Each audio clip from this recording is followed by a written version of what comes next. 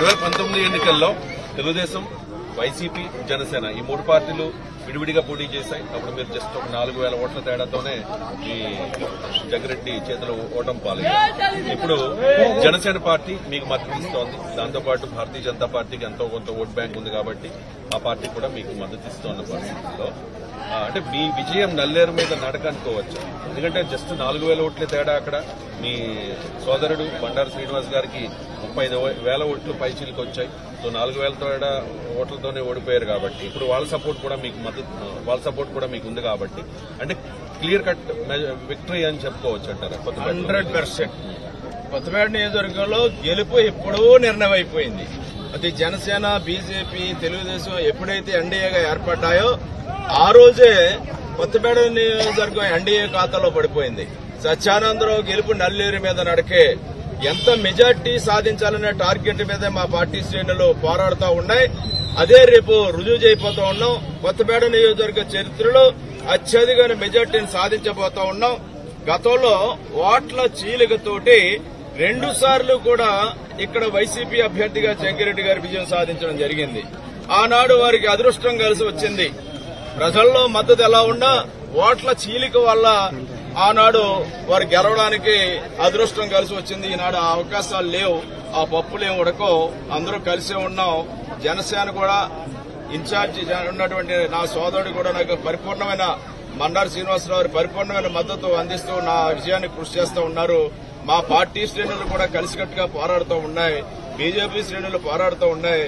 ప్రజలందరూ కూడా నా పట్ల ఉన్న ఒక సానుభూతి. గతంలో నేను 3 సార్లు శాసనసభ్యుడిగా చేశాను. నా యొక్క నడవడిక, నా ప్రవర్తన, ప్రశాంతమైన వాతావరణంలో శాంతి భద్రతలను నేను కాపాడిన తీరు, నియోజకవర్గ అభివృద్ధికి నేను పాటుపడిన తీరు, నేను చేసిన అభివృద్ధి ఈనాడు నాకు శ్రీరామ లక్షణ ప్రజలందరూ కూడా గుర్తిస్తూ ఉన్నారు. రేపు ఎన్నికల్లో నన్ను శాసనసభ్యుడిగా చేసుకోవాలనే ఆలోచనతో వారే స్వాగతం పలికి వారే నా గెలుపు బాధ్యతను వారే తీసుకుని నన్ను గెలిపించబోతూ ఉన్నారనే విషయాన్ని నేను ఆనందంగా తెలియజేసుకుంటా ఉన్నాను. మీ ప్రత్యర్థి చెర్ల జగ్గిరెడ్డి 2014లో ఎమ్మెల్యే, 2019లో ఎమ్మెల్యే, ఇప్పుడు హ్యాట్రిక్ కొట్టబోతూ ఉన్నాను అని చెప్తూ ఉన్నారు ఎన్నికల ప్రచారంలో. ఆయన ప్రచారాన్ని కూడా మేము చూసాం. అండ్ మీ మీద అంటే గతంలో 3 సార్లు ఎమ్మెల్యేగా పనిచేశారు బండారు సత్యానందరావు. ఆయన ఈ నియోజకవర్గానికి చేసింది ఏంటి అని చెప్పి క్వశ్చన్ చేస్తున్న పరిస్థితి. గతంలో చేయలేదు కదా, ఇప్పుడేం చేస్తారు? ఆయన అడిగే ప్రశ్నకు మీ సమాధానం హాస్యాస్పదం. జగ్గిరెడ్డి గారు 3 సార్లు ఎమ్మెల్యేగా ఏం చేశారు, వాళ్ళ తండ్రి 2 సార్లు ఎమ్మెల్యేగా ఏం చేశారు? ఎందుకంటే ఈ కొత్తపేట నియోజకవర్గంలో నేను 8వ పోటీ చేస్తా ఉన్నాను. వాళ్ళ కుటుంబం 10వ పోటీ చేస్తా ఉన్నారు. వాళ్ళ తండ్రి గారు 2 సార్లు ఎమ్మెల్యేగా చేశారు. జగ్గిరెడ్డి గారు 3 సార్లు ఎమ్మెల్యేగా చేశారు.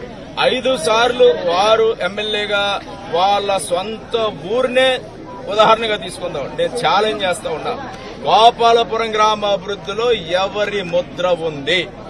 5 సార్లు ఎమ్మెల్యేగా చేసిన వారి కుటుంబమా, 3 సార్లు ఎమ్మెల్యేగా చేసిన బండారు సత్యానందరావు ముద్ర ఉన్నది అనేది గోపాలపురం గ్రామం వెళ్లి ఎవరిని అడిగినా, ప్రజలను అడిగితే, ఏ వర్గానికి చెందిన ప్రజలను అడిగినా అభివృద్ధి అనేది ఎప్పుడు జరిగింది అనేది వాళ్ళు తేటతెల్లం చేస్తారు. ఇది కేవలం ఎన్నికల్లో ఏదో బురద జల్లడం కోసం, వాళ్ళ యొక్క రేపు గెలుపు సాధించడం కోసం మాట్లాడే మాటలు తప్ప వాస్తవాలు ప్రజలకు తెలుసు. ఎవరు అభివృద్ధి సాధించారు, ఎవరు అభివృద్ధికి సాధించలేకుండా ఉన్నారు, ఎవరి వల్ల నియోజకవర్గం అభివృద్ధి చెందిందో, ఎవరి వల్ల నియోజకవర్గం ప్రశాంతమైన వాతావరణంలో నడిచిందో ప్రజలు తెలుసు. ప్రజలు విజ్ఞులు. ప్రజలే రేపు ఎన్నికల్లో నిర్ణయించబోతా ఉన్నారు కొత్తపేట నియోజకవర్గ గెలుపుని. ఇప్పుడు చాలా మంది జనసేన పార్టీలో టికెట్స్ ఎక్స్పెక్ట్ చేసిన తర్వాత వాళ్ళకి టికెట్స్ దక్కని పరిస్థితుల్లో పోతున్న మహేష్ అవ్వచ్చు, పితాని బాలకృష్ణ, గట్టిపత్తుల రాజబాబు, మీ పక్క నియోజకవర్గాలు 2 కూడా 3 అమలాపురం, వీళ్ళు పార్టీని వీడిపోయి వైఎస్ఆర్ కాంగ్రెస్ పార్టీలో జాయిన్ అయిపోయారు. కానీ మీ సోదరుడు అలా కాదు. 2019లో ఆయన మీకు ప్రత్యర్థి, వన్ ఆఫ్ ద కాంపిటీటర్. అప్పుడు ఆయన Jaggi Reddy and Bandaru Srinivas.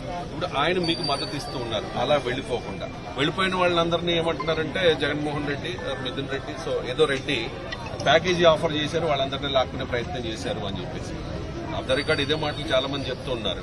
So me brother గురించి చెప్పండి. మీ బ్రదర్ మీకు ఇచ్చే సపోర్ట్ ఇటువంటి సిచ్యువేషన్ లో, రాష్ట్రం ఇటువంటి పరిస్థితుల్లో ఉందని చెప్పి మీరే ఆరోపిస్తూ ఉన్నారు కదా, ఆయన మీకు ఇస్తున్న మద్దతు? ప్రజలు బాగుండాలని కోరుకునేవాళ్ళు. రాష్ట్రం బాగుండాలని కోరుకునే వాళ్ళు, భావితరాల భవిష్యత్తు బాగుండాలని కోరుకునే వాళ్ళు.